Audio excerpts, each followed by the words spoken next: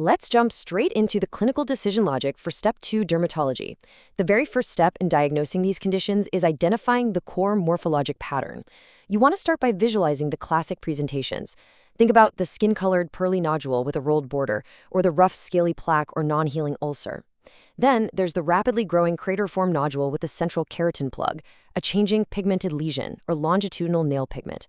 Also keep in mind the exaggerated sunburn after starting a medication, an eczematous photosensitive rash, umbilical tissue remaining after cord separation, benign newborn rashes, cafeo au lait macules, blue-gray congenital patches, and large congenital melanocytic lesions. High-yield pattern matching is the name of the game here. You need to match the specific clinical presentation on the skin directly to the correct tumor. When you examine a patient and note a pearly nodule, clinical reasoning points straight toward basal cell carcinoma. If the patient presents with a scaly plaque or a nodule that feels rough to the touch, that points to squamous cell carcinoma. And a rapidly growing, dome-shaped, crater-formed nodule points directly to keratoacanthoma. Section 1. Basal cell carcinoma. Notice the skin-colored, pearly nodule sitting prominently on the skin surface here. If you look closely at the outer edges, you can see a very distinct rolled border. Telangiectatic vessels, those fine, prominent capillary blood vessels, course directly over the surface of the tumor.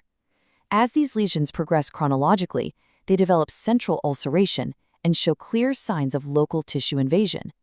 To get the diagnosis, a shave, punch, or excisional biopsy is your required next step. What puts a patient at risk? We're talking significant ultraviolet light exposure, having fair skin, and prior exposure to ionizing radiation. First-line surgical treatments follow biopsy confirmation. For a standard, low-risk lesion on the trunk or extremities, surgical excision with 4 mm margins is the standard of care. But if the tumor is located on the face or in a high-risk area, Mohs micrographic surgery is favored because it allows for precise, real-time margin control. Very low-risk tumors can sometimes be managed with topical options like fluorouracil or destruction via curettage and electrosuscitation. Section 2. Squamous cell carcinoma. Unlike the smooth, pearly appearance of basal cell, squamous cell carcinoma typically presents as a scaly, roughened plaque, a hyperkeratotic nodule, or even a non-healing ulcer. The risk factors to keep in mind are UV exposure, ionizing radiation, and immunosuppression.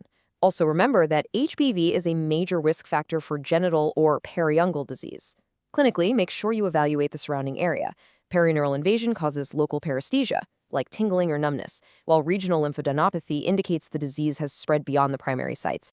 You have to distinguish between invasive disease and in situ disease because the depth of the lesion dictates your entire treatment strategy.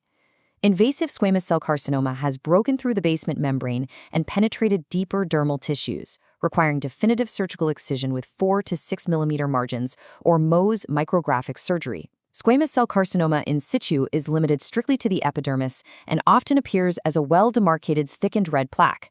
Superficial therapies like topical 5-fluorouracil, imicamode, or targeted cryotherapy are excellent treatment options for the in situ form.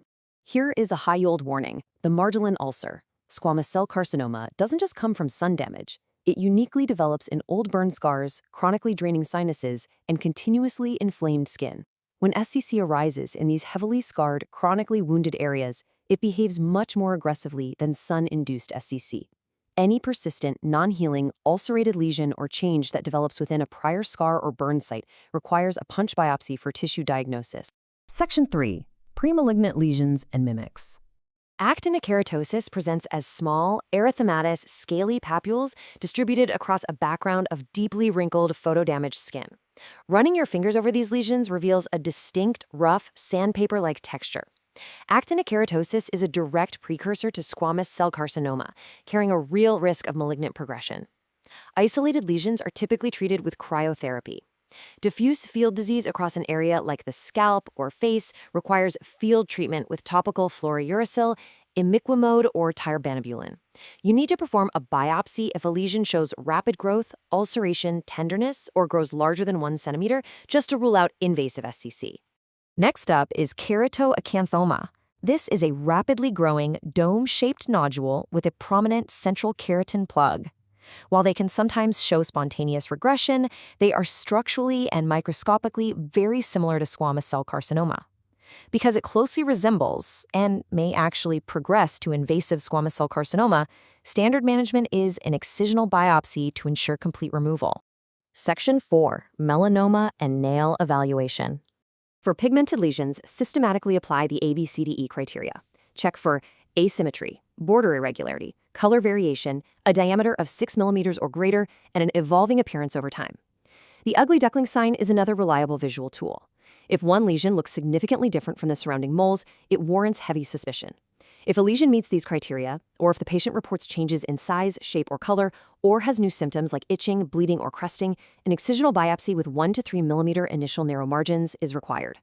The depth of melanoma invasion downward through the microscopic skin layers, known as Clark levels, helps determine the Breslow depth measured in millimeters. The vertical depth of invasion into the papillary dermis, reticular dermis, and subcutaneous fat is the single most important prognostic indicator in malignant melanoma.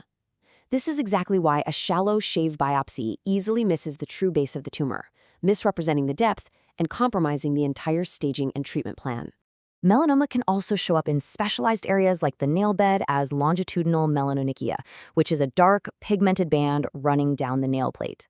Stable, narrow bands across multiple nails can be completely benign, but concerning findings include a wide band, an indistinct border, or a change over time. Notice the Hutchinson sign here, where brown or black pigment extends from the nail bed outward into the adjacent nail folding cuticle.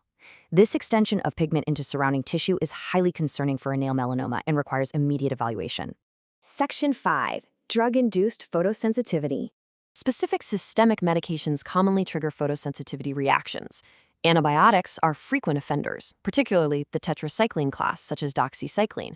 These reactions also occur with antipsychotics like chlorpromazine or prochlorperazine, diuretics like furosemide and hydrochlorothiazide, and other drugs like amiodarone, promethazine, or NSAIDs like piroxicam. Keep in mind, a phototoxic reaction looks exactly like an exaggerated severe sunburn strictly in sun-exposed areas and does not require prior sensitization.